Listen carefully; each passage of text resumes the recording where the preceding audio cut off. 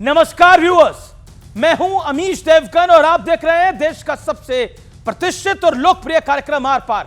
होली और जुम्मे की नमाज पर खड़ा हुआ विवाद थमने का नाम नहीं ले रहा। व्यूअर्स, विपक्ष का आरोप है कि बीजेपी समाज को बांटने की एक बहुत बड़ी साजिश कर रही है, एक खेल खेल रही है भारतीय जनता पार्टी।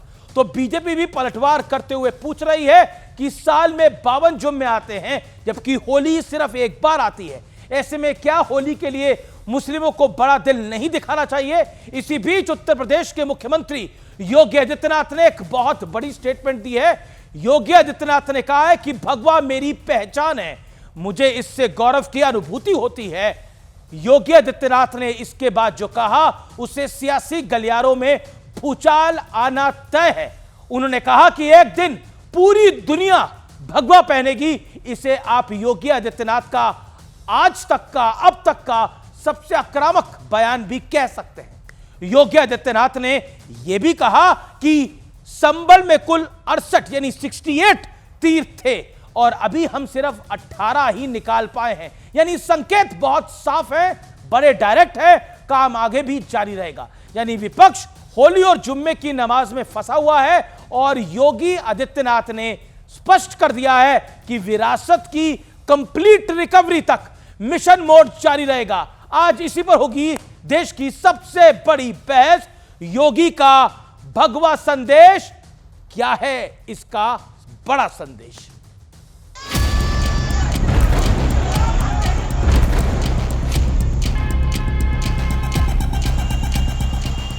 मैंने भगवा बाना धारण किया, ये मेरी पहचान है और एक दिन पूरी दुनिया पहनने की देखना।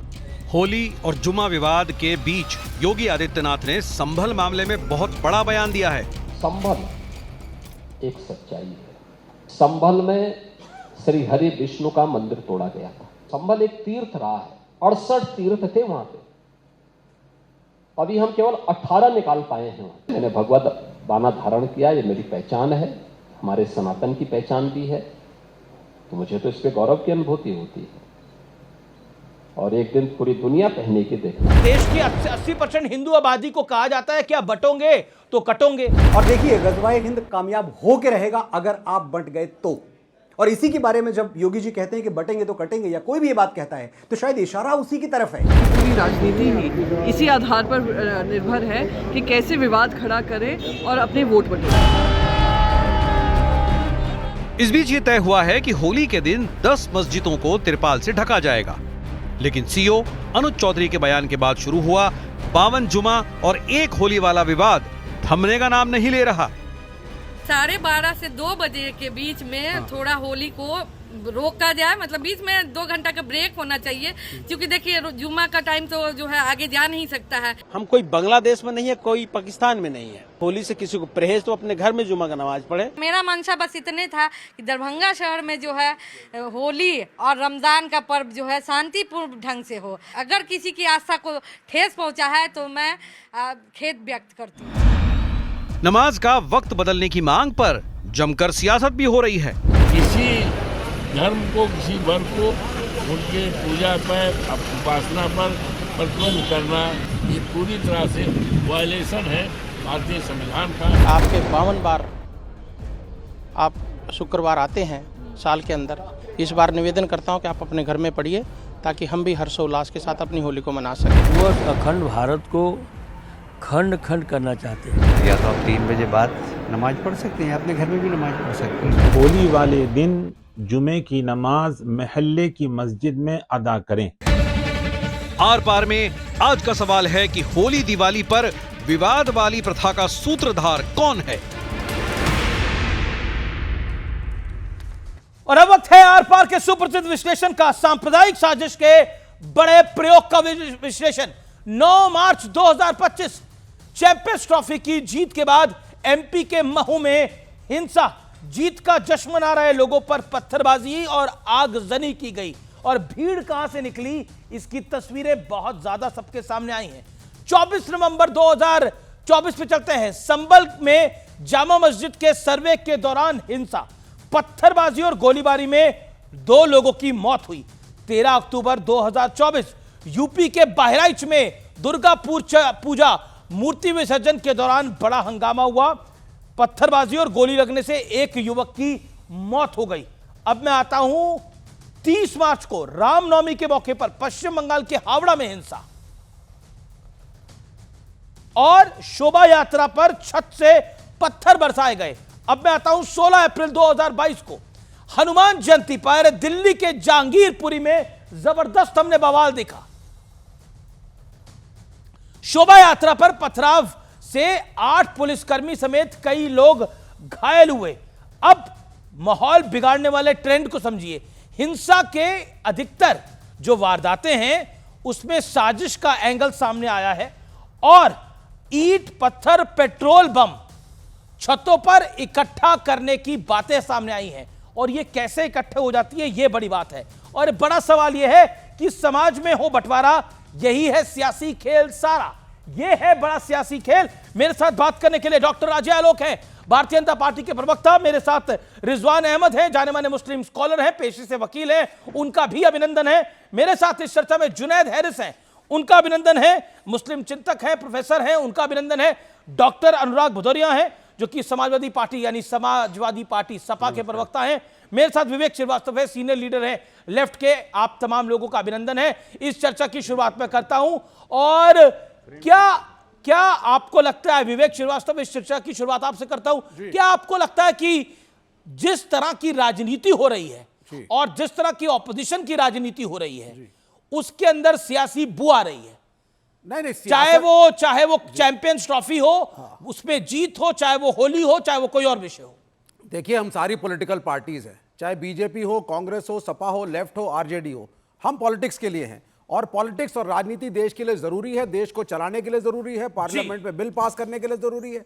तो इश्यूज तो हम उठाएंगे। अगर सरकार, हमें दिख रहा है कि एनडीए की सरकार, बीजेपी की सरकार मुल्क को तोड़ने के ऊपर बिल्कुल आमादा हो चुकी है। 2014 के पहले मैंने तो नहीं देखा था कि मस्जिदों के ऊपर तिरपाल जा रहे हैं। 2014 के पहले हमने तो कभी नहीं देखा था कि होली वर्सेस रमजान हो। बहुत बार कई त्योहार हिंदुओं के, मुसलमानों के, औरों के ओवरलैप करते थे, कभी कोई कंट्रोवर्सी नहीं थी, कभी कोई डिबेट नहीं थी। आज यही कंट्रोवर्सी क्रिएट कर रहे हैं। एक पुलिस अफसर है, वो कहता है 52 आपके जुम्मे हैं 52 और एक होली है। तो कोई फैक्ट तो है ये। नहीं, फैक्ट हो ना हो, he is not authorised to speak. वो रूल बुक के खिलाफ बोल रहा है। ये उसका काम तो नहीं है ना, ये he is not authorised for it. अगर ऐसी कोई कैलकुलेशन, अगर कोई प्लानिंग चीफ मिनिस्टर, उनकी कैबिनेट करती है, मुस्लिम नेताओं को भी बुलाती है, तब बात अलग हो जाती है। हर चीज का एक प्रोटोकॉल है, कोई प्रोटोकॉल नहीं। एक साहब बैठे हुए हैं वहां पे पार्लियामेंट में, संबित पात्रा जी, वो कहते हैं साहब राहुल गांधी इज अनफिट। अब आप मुझे बताइए, एक आदमी जो सर्दी में टी शर्ट पहन सकता है, who is a black belt in aikido, जो इतनी लंबी यात्रा करता है, संबित पात्रा कह रहे हैं अनफिट। संबित पात्रा से चला अरे वो पॉलिटिकल अनफिट होने की बात कर रहे हैं, वो फिजिकली फिट और अनफिट की बात नहीं कर रहे हैं, वो पॉलिटिकली अनफिट होने की बात कर रहे हैं। उनके कहने से थोड़ी ना 100 मेंबर पार्लियामेंट तो आ गए ना। अब संबित पात्रा भी थोड़े फिट हो जाए, मैं तो कह रहा हूं, थोड़ी सी फिटनेस दिखा दें जरा। ठीक है, चलिए ये फिट और अनफिट पर मैं आऊंगा। लेकिन तिरपाले से पहले 2014 से पहले तो नहीं ये सब कुछ होता था। अब तो योगी जी कह रहे हैं पूरी दुनिया को हमको भगवा पहनाना है, पूरी दुनिया को भगवा बनाना है। अजय आलोक, कहां रुकेगा ये सब, कहां थमेगा? विवेक जी चिंतित हैं। क्या जरूरत है रोकने की? जो इस चीज को रुकना चाहिए वो चीज अब रुकना शुरू हो गई है। जो खुला नंगा तुष्टीकरण करते थे वो बंद हो गया है, और बंद होगा, अभी और बंद होने की जरूरत है उसको। ये क्या बोल रहे हैं विवेक श्रीवास्तव कि मस्जिदों को ढकने की बात? अरे जहां सेंसिटिव जगह है, संभल कभी गए हैं आप? आपको पता भी है संभल में वो गलियां इतनी संकरी हैं कि 3 आदमी एक साथ नहीं चल सकते हैं। अगर उसमें रंग खेलते हुए, होली का रंग खेलते हुए अगर मस्जिद की दीवारों पर रंग लिख गया और इससे बाद में अगर कुछ उससे हिंसा हो गई तो इसकी जिम्मेदारी आप लेंगे? तो पहले क्यों नहीं हुआ था ऐसा? क्या देश भर की मस्जिदों को ढक दिया गया? ये होता है माहौल बनाना। ये होता है माहौल बनाना। 14 की बात छोड़िए, 2010 से 14 तक तो संभल में होली नहीं खेलने दी गई थी। होली नहीं, 2014 में देश आजाद हुआ। मेरी बात सुनिए, आप लोग इस तरह से माहौल मत बनाइए। हम नहीं माहौल बना रहे हैं। मस्जिद ढकने की जरूरत है, मस्जिद की पवित्रता बचाने की जरूरत है, वहां प्रशासन ये काम करेगा।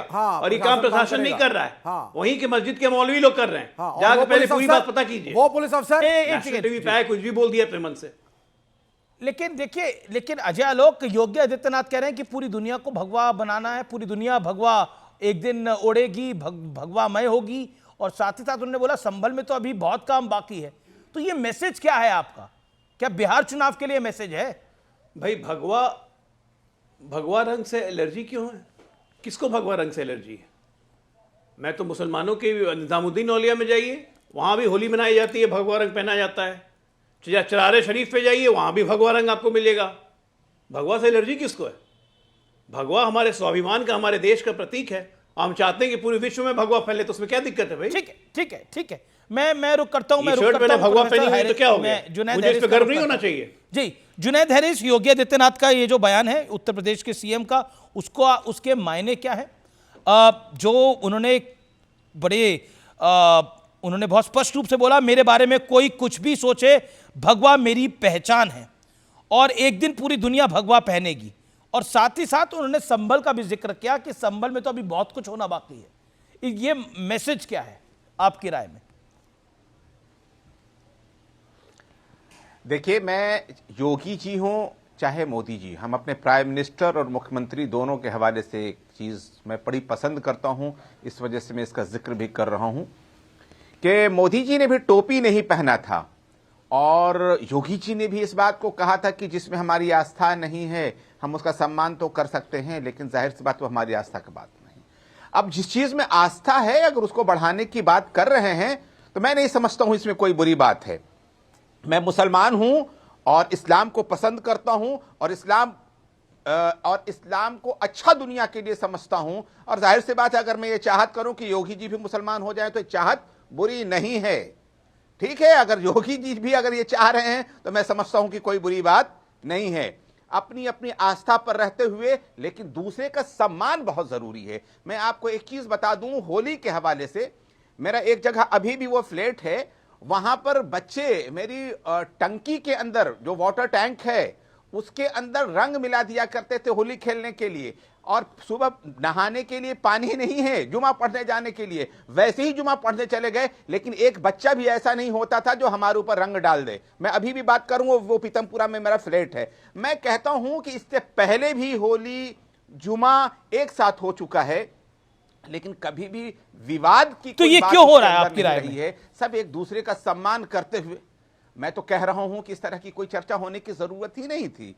कोई बात नहीं है, जुमा तो अपने टाइम ही से पढ़ेंगे, जाहिर सी बात है जुमा का अपना एक समय होता है और वो घर में नहीं पढ़ सकते। कितनी अजीब बात है कि हम इतने दिनों से साथ में रहते हैं और सब जानते हैं कि जुमा कभी भी घर में नहीं पढ़ी जाती है, जुमा नहीं पढ़ सकते। जुमा के लिए मस्जिद से बाहर निकलना, हाँ मैं ये जरूर कह रहा हूं इस बात के लिए कि जो होली खेल रहे हैं वो भी जो जुमा पढ़ने जा रहे हैं उनका सम्मान करें, और जो लोग जुमा पढ़ने जा रहे हैं उन्हें भी चाहिए कि अगर गलती से किसी का रंग अगर पड़ जाता है तो उसे बर्दाश्त करें, टॉलरेट कर लें। ये ऐसा कोई हंगामा नहीं है कि हम समाज के अंदर इसको हम लेकर के आए और इसको विवाद का विषय बनाएं।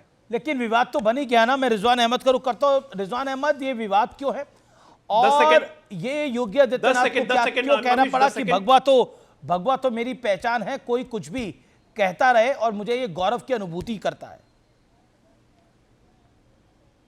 जी, जय हिंद, वंदे मातरम। योगी जी ने जो बोला और हैरिस भाई ने उसका जो इंटरप्रिटेशन किया वो बहुत ही गलत किया। उन्होंने कहा कि भैया योगी जी भी अगर चाहते हैं तो मैं भी चाहता हूं सब मुसलमान हो जाएं, सोचने में क्या हर्ज है। ये एक तरह से इनकी सोच दिखाता है। भगवा का मतलब सनातन नहीं है, भगवा का मतलब वसुदेव कुटुंबकम है। भगवा का मतलब भारतीय संस्कृति है और वसुदेव कुटुंबकम पूरी दुनिया में लागू होना चाहिए। योगी जी ने यह नहीं कहा कि पूरी दुनिया में एक दिन लोग ब्रह्मा विष्णु महेश को मानेंगे। अब यहीं पर देखिए हैरिस साहब की जो सोच है वो बड़ी सक्रिय है, नैरो है।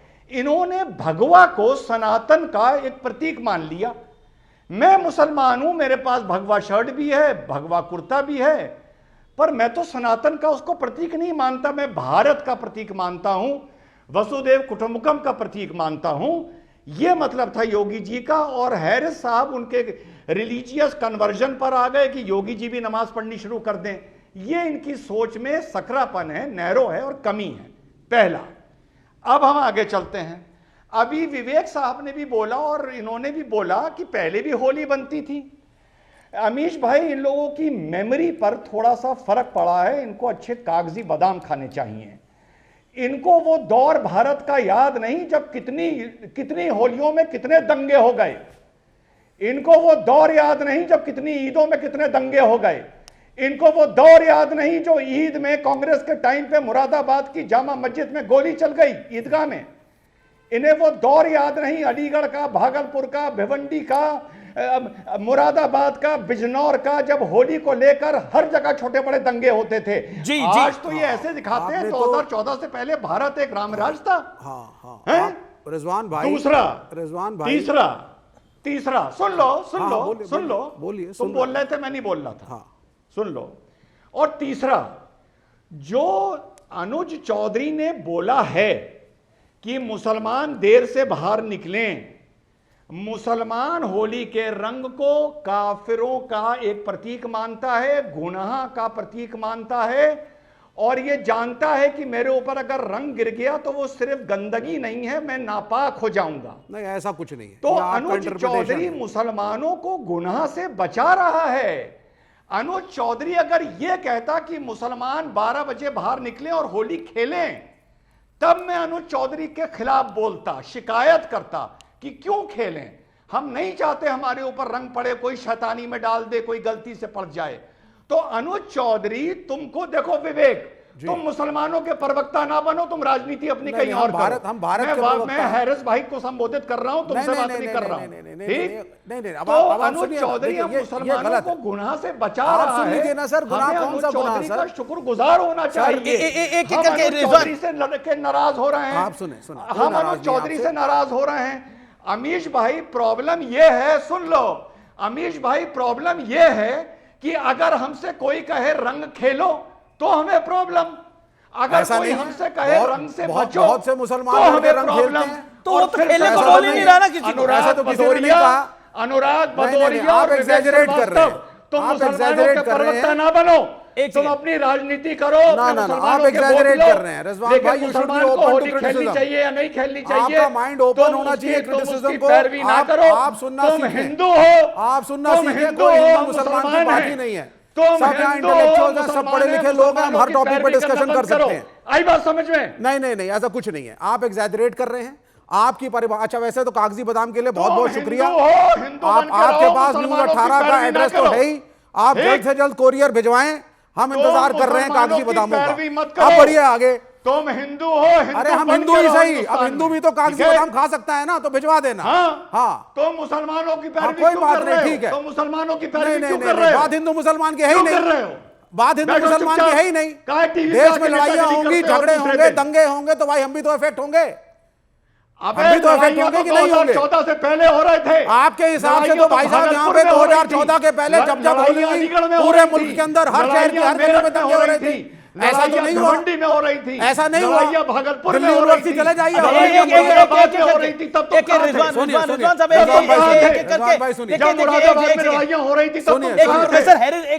जुनैद हैरिस भी कुछ कहना चाहते हैं, अनुराग भदौरिया भी वेट कर रहे हैं। ओके विवेक, मैं आपको आगे मौका देता हूँ। कागजी बादाम आपके हम भिजवा देंगे, आप चिंता मत करिए उसकी। हर आदमी आके हिंदुओं का पैरोकार बन जाता है, बादामों की चिंता ना करें। ओके और ओके, मैं जुनैद हैरिस साहब, जवाब रिजवान की बात का 50 सेकेंड आपके पास है, then I will go to Anurag. देखिए, एक बात तो अब मैं रिजवान जी के बारे में क्या बदलूं, सबसे बड़ी बात तो यह है कि मैं सनातन को, और इस्लाम दीन है, मैं दीन इस्लाम होने के नाते इसे प्रॉफिट मोहम्मद सल्लल्लाहु अलैहि वसल्लम से शुरू नहीं मानता, इसे आदम अलैहिस्सलाम से शुरू मानता हूं। और जाहिर सी बात है कि अगर उसका पूरा का पूरा अगर आप व्याख्या करने पर आ जाए तो सनातन और इस्लाम कोई बहुत अलग अलग चीज नहीं है। एक चीज तो मैं पहले एक चीज बता दूं इनको। दूसरी बात यह है कि आप कैसी बातें कर रहे हैं, मुझे समझ में नहीं आ रहा है। मैं हिंदू और मुसलमान के हवाले से बात नहीं, एक मिनट रिजवान, आपके बीच में हैरिस नहीं बोले थे, हैरिस साहब को बोलने दीजिए 50 सेकंड, फिर बोलिए। अलग है सनातन, नहीं, गलत बोल रहे हैं अमीश, ये गलत बोल रहे हैं। ये अभी इन्होंने ये बोला है, क्योंकि अभी इन्होंने ये बोला है कि सनातन भी आदम अलैहिस्सलाम से निकल के आया है। अभी इनका मतलब यही है। पूछो ये मतलब है? ओके, ये मेरा विषय नहीं है। ओके हैरिस साहब जी, हाँ, आपका विषय नहीं है, लेकिन मैं मनु और शत्रुपा को इंसान की इब्तदा से मान रहा हूं, और जाहिर सी बात है कि आदम और हव्वा हम इस मीनिंग में लेते हैं, या नूह और उसके बाद चलने वाली, ये अलग बात है, ये बिल्कुल अलग इशू है। मैं ये कह रहा हूं कि देखिए, ऐसा है कि ये हमारा मुल्क संविधान के मुताबिक हर मजहब की आजादी की अमल की बात करता है। बिल्कुल, बिल्कुल। और हर मजहब के हवाले से उसके ऊपर प्रचार प्रसार की भी बात करता है। तो इसमें बहुत अदर वे लेने की जरूरत नहीं थी। इन्होंने पता नहीं कैसे उसको इंटरप्रिटेशन शुरू कर दी थी उसकी। इस वजह से मैं समझता हूं कि होली को भी सम्मान वैसे ही मिलना चाहिए। जुमा जो पढ़ने जा रहे हैं, मुझे समझ में नहीं आ रहा है कि उसकी वजह से हंगामा क्यों हो सकता है, क्यों हंगामा होगा। इससे पहले भी ये सारी चीजें होती रही हैं, अब भी होने जा रही हैं। देखिए, मैं आपको एक चीज बता दूं, हमें यह जरूर सोचना चाहिए, मैं उन लोगों में से हूं जो लोग कहते हैं कि मरीजों के लिए रास्ते न रोके जाएं, मुसाफिरों के लिए रास्ते न रोके जाएं, जुमा की नमाज भी अगर हो रही है तो सड़क पर ना आया जाए, बल्कि जुमा की नमाज को दोबारा पढ़ लिया जाए, सहबारा पढ़ लिया जाए, लेकिन लोगों को परेशान नहीं किया जाए। ठीक है, जवाब ले। मैं समझता हूं कि जो होली मनाते हैं वो भी रास्ता लोगों का रोक कर, लोगों को परेशान करके, उनका मकसद ये नहीं, वो खुशियां मना रहे हैं। ओके, जवाब रिजवान अहमद। मैं समझता हूं कि वो जी टाइम लिमिट को फॉलो करें। 50 second Rizwan Ahmad. Okay sir, 50 second Rizwan Ahmad. Amish भाई, होली में, अमीश भाई आराम से, होली में सिर्फ जबरदस्ती किसी पे रंग नहीं फेंकना चाहिए। लेकिन किसी मुसलमान पे किसी ने शैतानी में बच्चे ने फेंक दिया, कहीं वो गाड़ी पे जा रहा है, कोई गुब्बारा लग गया, कहीं किसी ने छत से बाल्टी पर रंग फेंका, उस पर गिर गया, तो मुसलमान को इस गुनाह से बचना चाहिए। और फिर से हैरिस भाई बोल रहे हैं कि होली पर मुसलमान पे रंग फेंके जाने पर कभी इस देश में कोई प्रॉब्लम हुई नहीं। अरे वारिस साहब, कागजी बादाम खाइए, कागजी बादाम। आपकी याददाश्त चली गई है मान्यवर। इस देश में होली को लेकर बड़े दंगे और बड़े बलबे हुए हैं। और दूसरी बात, आप आदम अलैहिस्सलाम को दुनिया के शुरुआत से जोड़ लीजिए, बहुत अच्छी बात है, मैं भी मुसलमान हूं, लेकिन आप सनातन को आदम अलैहिस्सलाम से जोड़ने की गुस्ताखी यहां बैठकर या ये खेल ना खेलिए। और आखिरी बात, मुसलमान को अनुज चौधरी रंग के गुनाह से बचाने का फॉर्मूला बता रहा है। वो मुसलमान को गुनाह से बचा रहा है। अनुज चौधरी का शुक्रिया करना चाहिए मुसलमानों को। ओके, अनुज चौधरी का शुक्रिया अदा करना चाहिए। अनुराग भदौरिया को लेके आइए। रिजवान अहमद कह रहे हैं कि अनुज चौधरी का शुक्रिया अदा करना चाहिए। और एक प्रिकॉशन है, एक सेकंड, मैं अजय लोग आपके पास आता हूं। एक प्रिकॉशन है कि कुछ गड़बड़ ना हो, दंगे ना हो। अब योगी जी कह रहे हैं कि मैं तो पूरी दुनिया में भगवा फैलेगा, आप अभी हरे में ही हैं। देखिए, होली के एक दिन पहले हम लोग सब लोग बैठे हैं आपस में, तो मैं तो 2 लाइन कहूंगा कि भाईचारे वाला ये होली का त्योहार, खाओ गुजिया मीठी मीठी, मलमल लाल गुलाल, और जोर से बोलो जुगेरिया सारा रा। कितनी अच्छी बात है, ये त्योहार प्यारा है। आपने एक बहुत अच्छी बात बोली अमीश जी कि ये इसमें राजनीतिक बू आ रही है। क्या बढ़िया बात आपने बोली। मैं पूछना चाहता हूं, भारतीय जनता पार्टी की सरकार है, मध्य प्रदेश में दंगा हुआ, बहराइच में भारतीय जनता पार्टी की सरकार है, उत्तर प्रदेश भारतीय जनता पार्टी की सरकार है ना, संबल भारतीय जनता पार्टी की सरकार, दिल्ली में भारतीय जनता पार्टी की सरकार, तो हरियाणा में नूह में हुआ भारतीय जनता पार्टी की सरकार। आखिर भारतीय जनता पार्टी के सरकार में लगातार ये दंगे क्यों हो रहे हैं? सवाल तो ये सबसे बड़ा है। और जो आप कह रहे थे कि इसका जवाब तो सरकार को ही देना पड़ेगा, कानून व्यवस्था बनाए रखने की जिम्मेदारी तो सरकार की होती है, तो सरकार अपनी जिम्मेदारी से तो नहीं भाग सकती। दूसरा, आपने बोला कि उत्तर प्रदेश के चीफ मिनिस्टर साहब कह रहे हैं कि भगवाकरण होना चाहिए पूरे वर्ल्ड में, तो सीधी सी बात है, सनातन का तो सम्मान करो सब लोग पहले। सनातन तो सिखाता है कि दूसरे धर्मों का सम्मान करना, सनातन तो सिखाता है कि पूरी दुनिया का करा रहे हैं, आपका नहीं कर पा रहे हैं। सिखाता है प्रेम करना। अरे भगवाकरण ये पूरी दुनिया का करा रहे हैं, आपका नहीं कर पा रहे हैं। आपका हराकरण ही हुआ है अभी तक। मैं क्यों अरे हरा ये समृद्धि का रंग है, यही तो सोच है। अगर धर्म के एंगल से हर चीज नहीं देखी जाती है, मैंने तो रंग के एंगल से तिरंगा में तो हरा है। मैंने धर्म का तो नाम ही नहीं लिया, मैंने तो रंग के एंगल से देखी। राजनीति नहीं करते आप, पता नहीं हरे रंग को कहां से जोड़ लेते हैं। मैंने तो हरे रंग को आपसे जोड़ा है, आपने किससे जोड़ा है? मैंने हरे रंग को आपसे जोड़ा है, आपने पता नहीं किससे नाता जोड़ा हुआ है। मैंने हरियाली से जोड़ा है, समृद्धि से जोड़ा है, वातावरण से जोड़ा है। हर घर में गमले हैं, हर घर में पेड़ पौधे हैं, इसी हरियाली की समृद्धि से तो आएगा ना। आप जिंदगी में आप घरों के गमले के तौर पर हरे रंग डाल के आते हैं, ये पहली बार पता लगा। ओके, अनुराग भदौरिया और पेड़ पौधा। विवेक जी। अच्छा, दूसरी विवेक बात, जी ने दूसरी बात, राहुल गांधी की पॉलिटिकल फिटनेस को छोड़कर फिजिकल फिटनेस की बात कर डाली और पूरा लेक्चर दे दिया। अमित जी एक और बात रह गई, एक चीज और रहेगी। अमित जी संबित पात्रा बीजेपी वाले उनके ऊपर उंगली उठा रहे वो पॉलिटिकल फिटनेस की बात कर रहे नहीं, फिजिकल फिटनेस भी जरूरी है। ओके ओके, अजय आलोक मैं अपनी बात बिल्कुल आप रखिएगा, लेकिन अजय आलोक आपने रखी अपनी बात को। अजय आलोक, अच्छा अजय आलोक, आप डॉक्टर हैं, आप बताइए फिजिकल फिटनेस राहुल गांधी में अच्छी बात है कि बुरी? आप तो डॉक्टर है ना, मेडिकल आदमी है। एक आदमी स्वस्थ रहता है, मार्शल आर्ट्स करता है, मेडिटेशन करता है, बुरा लग रहा है क्या आपको? फिजिकली फिट रहे हैं, वो मुद्दा ही नहीं है। लेकिन जब मेंटल फिटनेस की बात कीजिएगा तो रोज दिन तो प्रश्न लग ही जाते हैं ना राहुल गांधी पे। आप लोग भी लगा देते हैं। केरला में केरला के चीफ मिनिस्टर ही कहते हैं Rahul Gandhi has not a stable mind. पहले अपने सीएम से बात कीजिए, उसके बाद हम लोग को बताइएगा। फालतू का कांग्रेस की चमचागिरी करने बैठ गए। नहीं, मैंने तो संबित पात्रा को कोट किया, आप बुरा मान गए।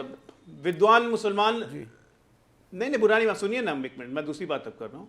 मैं अपने विद्वान मुसलमान भाई को बस एक बात बताना चाहता हूँ। इन्होंने कहा कि सनातन और इस्लाम अगर देखिए जाए तो दोनों एक ही है। नहीं है एक। सनातन हजारों वर्ष पुराना है और सनातन का फैलाव बहुत ज़्यादा है। मैं इस्लाम की बुराई नहीं कर रहा हूँ, लेकिन जब हम लोग बोलते हैं ला इलाहा इल्लल्लाह मुहम्मद रसूलुल्लाह, इसका क्या मतलब होता है? इसका पहला ही यही मतलब है कि अल्लाह के अलावा कोई भी पूजनीय नहीं है। ये इस्लाम कहता है, सनातन ये नहीं कहता है।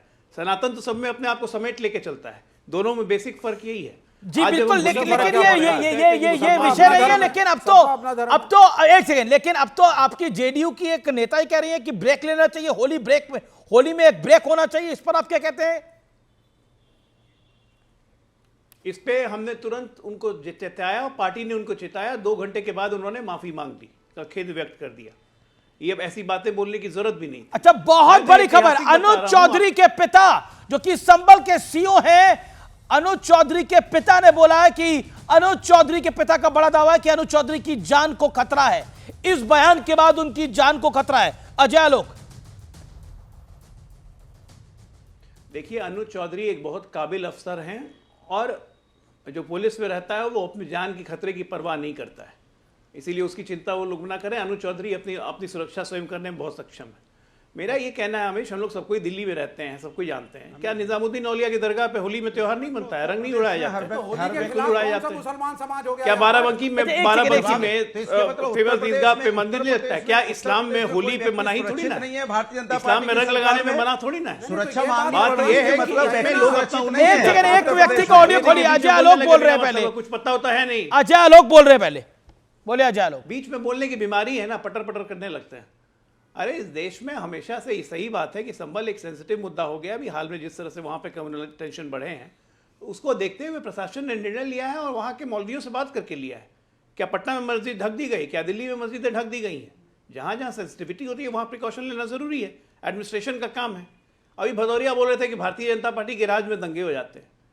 करौली भूल गए क्या कि एक पीसफुल प्रोसेशन पे रामनवमी के जुलूस पे मुसलमानों की भीड़ ने हमला कर दिया, 20 लोग घायल हो गए, जैसे पुलिस वाले भी।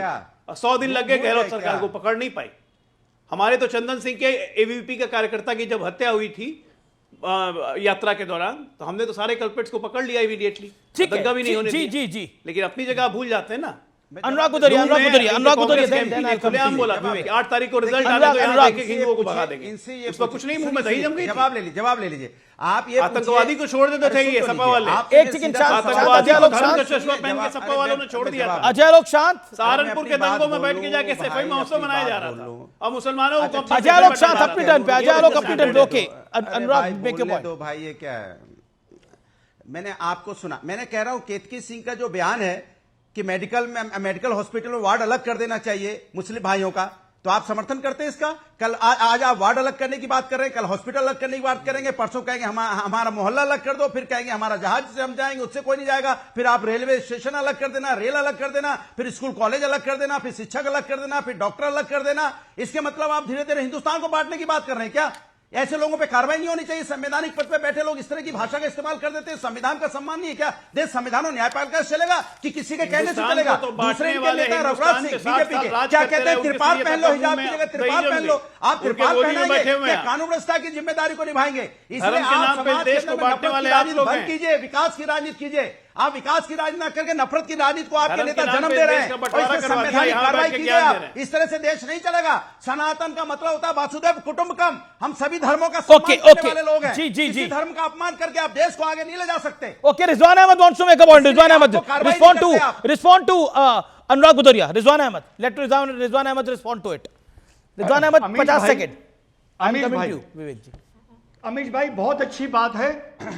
किसी का अस्पताल अलग नहीं होना चाहिए, कोई ट्रेन अलग नहीं होनी चाहिए, मुस्लिम लड़कियों के लिए अलग स्कूल नहीं होने चाहिए, मुस्लिम बच्चों के लिए अलग से स्कॉलरशिप नहीं होनी चाहिए, मुस्लिम लोगों के लिए अलग से सब्सिडी नहीं होनी चाहिए, मुस्लिम लोगों के लिए रमजान में अलग से छुट्टी नहीं होनी चाहिए 30 दिन की, मुस्लिम लोगों के लिए कोई अलग से कानून नहीं होनी चाहिए, सारे यूसीसी के अंडर आ जाओ।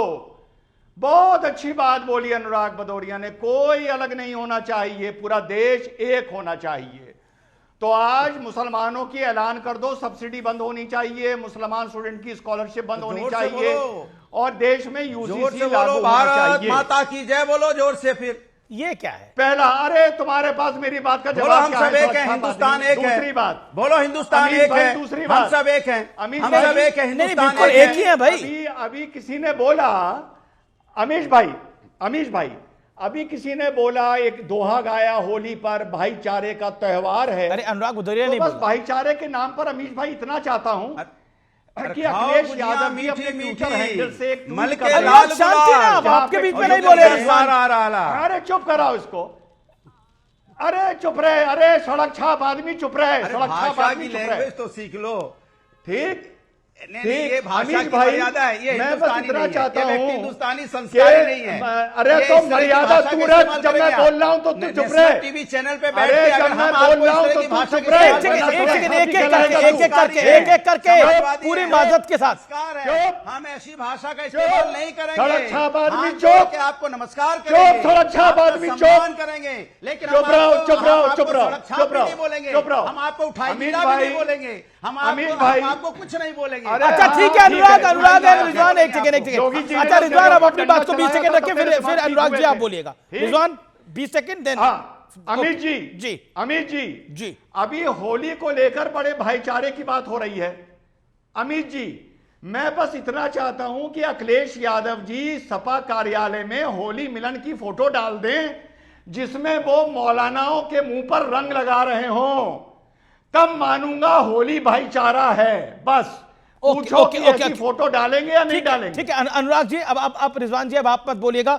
Okay, Anurag Bhadauria, Anurag ji make your point 40 second. जिस भाषा शैली का देखिए जिस भाषा शैली का इस्तेमाल ये व्यक्ति यहां आके बैठ के करता है, उठाई गिरा, इससे तो मैं मुंह भी नहीं लगना चाहता। मैं अपने संस्कार दिखा रहा हूं। तुझे जब समाज में बोलने की आदत नहीं है, तुझे जब किसी ने स्कूल में या घर में ये नहीं सिखाया गया कि जब कोई बोल रहा हो तो दूसरा बीच में नहीं बोलता है, तो अगर तू बदतमीजी करेगा तो तुझसे ज्यादा मैं बदतमीजी करूंगा। आई बात समझ में? फिर तू ताव पे आ गया, आई बात समझ में? ये आदमी क्या है, ये पागल कहां से बुला लिया इसको, तू तड़ा उठाई गिरा, क्या है ये? मैं बदतमीजी की नहीं, मैंने जबरदस्ती बदतमीजी करूंगा, जबरदस्ती बदतमीजी करूंगा।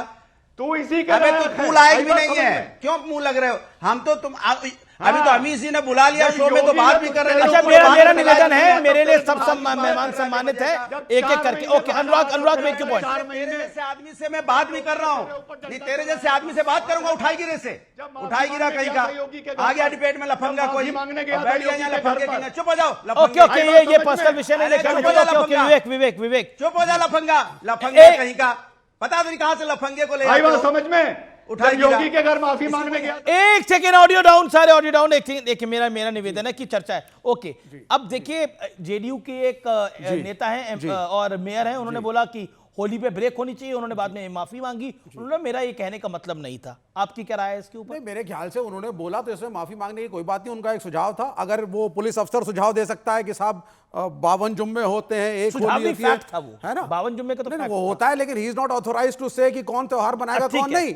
ये आ जाए आलोक को भी होली पे ब्रेक होना चाहिए आपके? हमारे आते हैं होली पे ब्रेक के ऊपर उन्होंने एक सुझाव दिया, ठीक है, वो एक वॉलंटरी चीज बोली कि दोनों आपको लगता है होली में ब्रेक होना चाहिए? भाई मिलकर के आपस में थोड़ा सा 19-20 कर लो कि सबका हो जाए, जुम्मा भी हो जाए, होली भी हो जाए, क्या फर्क पड़ जाता है? ब्रेक होना चाहिए होली के अंदर, होली के अंदर 2 घंटे का ब्रेक लगा देना चाहिए। लगा सकते हो, क्या बुराई है? लगा दे कितने घंटे का? अरे भाई बैठ करके कितने- बात मैं करके सवाल लगा पूछ रहा हूं सकते हैं ना। आपसे। एक सेकंड साहब को दिखाइए, कितने घंटे का ब्रेक आपकी राय में उचित है? मतलब भाई सजेशन मेरे क्या ख्याल आपकी राय से में? अगर 2 बजे का जुम्मा है और होली लगभग मान लीजिए 1-1.5 बजे तक लोग खेल लेते हैं, आधे घंटे के लिए भाई थोड़ा सा 1 घंटे के लिए हल्का सा ब्रेक लगा विश्राम कर लीजिए, थोड़ा साइड होके खेल लीजिए, सब एक दूसरे लंच को कर लीजिए। हाँ लंच कर लीजिए। होली में लंच ब्रेक भी तो हो सकता है।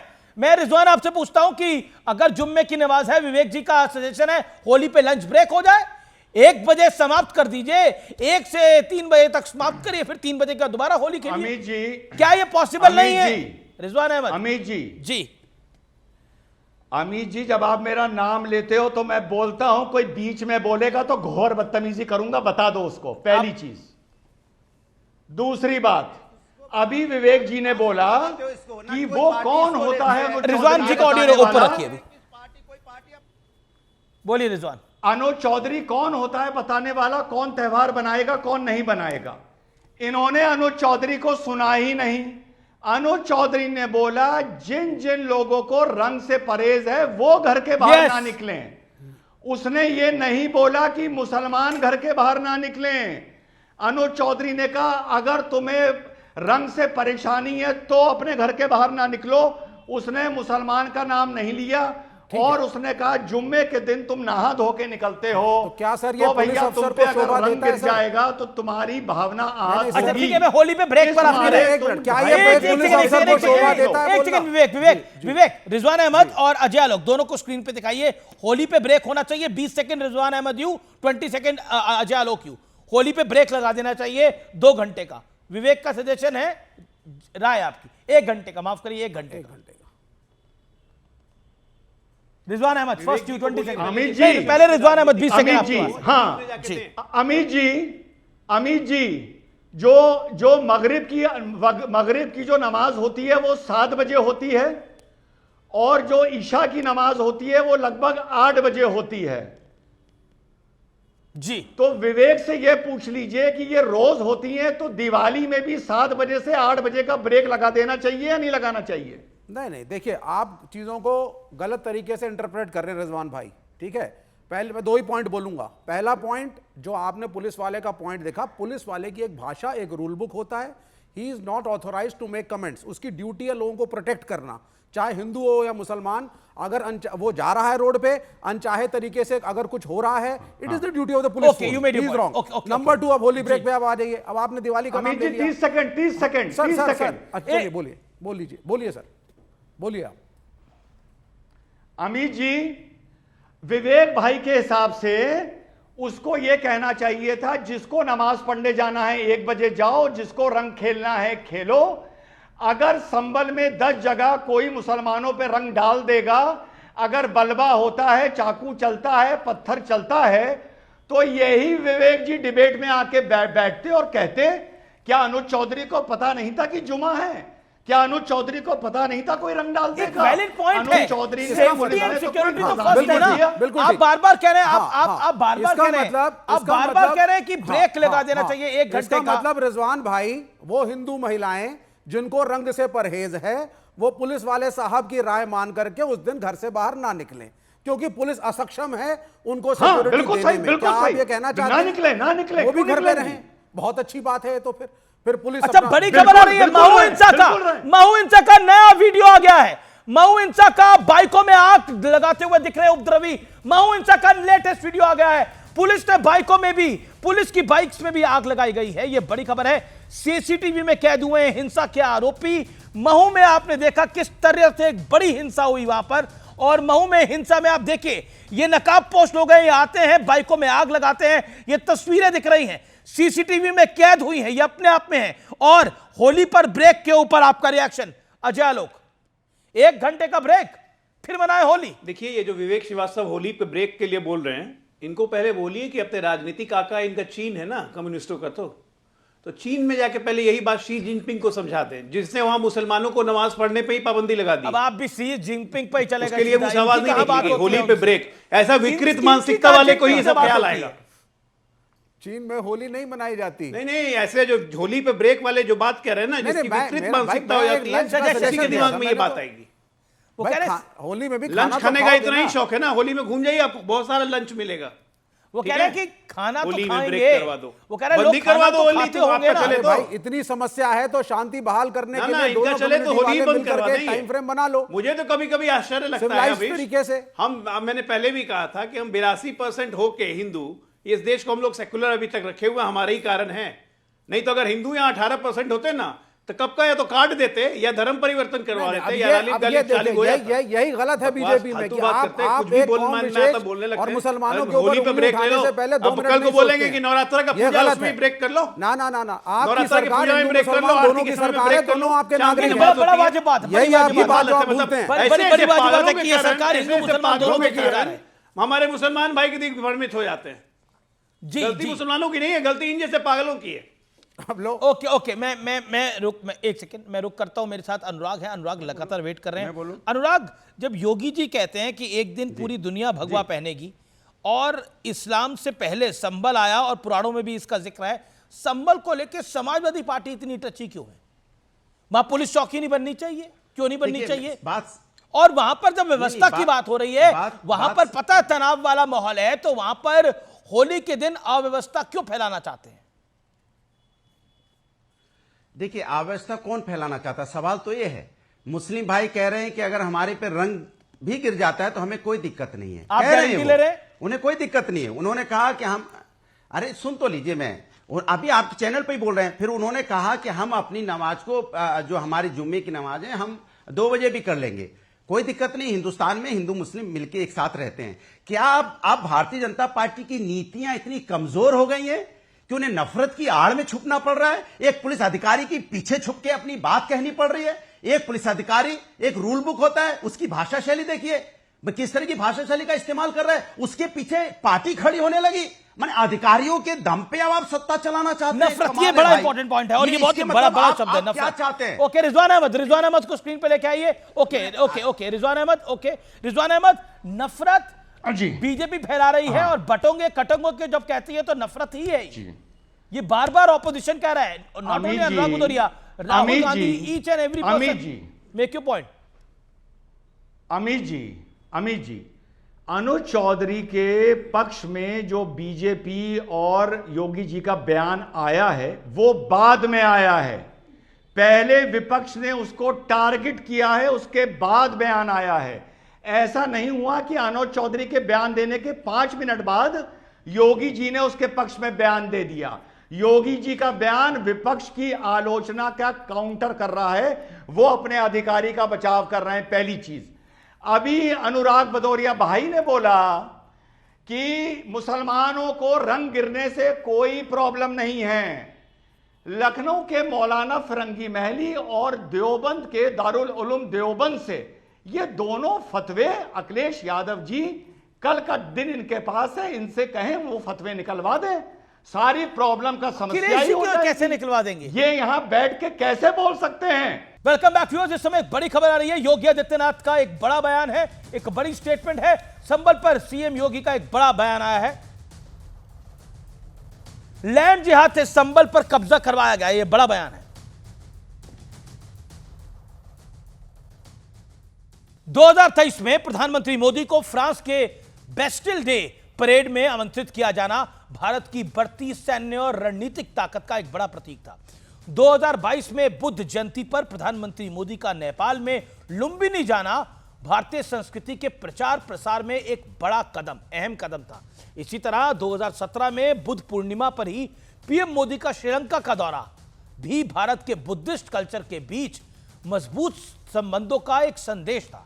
जब पीएम मोदी ने यूएई के पहले हिंदू मंदिर का उद्घाटन किया और संतों के साथ गर्भगृह में पूजा की, तो यह विदेशी धरती से सनातन का संदेश था। यानी प्रधानमंत्री मोदी जब भी विदेश के दौरे पर होते हैं तो वो भारतीय संस्कृति और मूल्यों का प्रचार करने का कोई मौका और कोर कसर नहीं छोड़ते हैं। उन्होंने वसुधैव कुटुंबकम की भावना को आगे बढ़ाया है। जब पीएम मोदी के नेतृत्व में G20 देशों की बैठक भारत में हुई तो पूरी दुनिया ने विश्व राजनीति में भारत का बढ़ता रुतबा देखा और यह सब संभव हुआ मोदी के विजन के कारण। जो नीति और रीति पीएम मोदी ने अपनाई, ये उसी का नतीजा है कि आज भारत इंटरनेशनल प्लेटफॉर्म पर, अंतर्राष्ट्रीय स्तर पर अपना परचम लहरा रहा है और यही भारत की सबसे बड़ी विजय है। यह नया भारत है। इस नए भारत ने सिर्फ ट्रेंड नहीं सेट करा, इस नए भारत के ट्रेंड को आज दुनिया फॉलो भी कर रही है। यह अपने आप में बहुत बड़ी बात है। नमस्कार।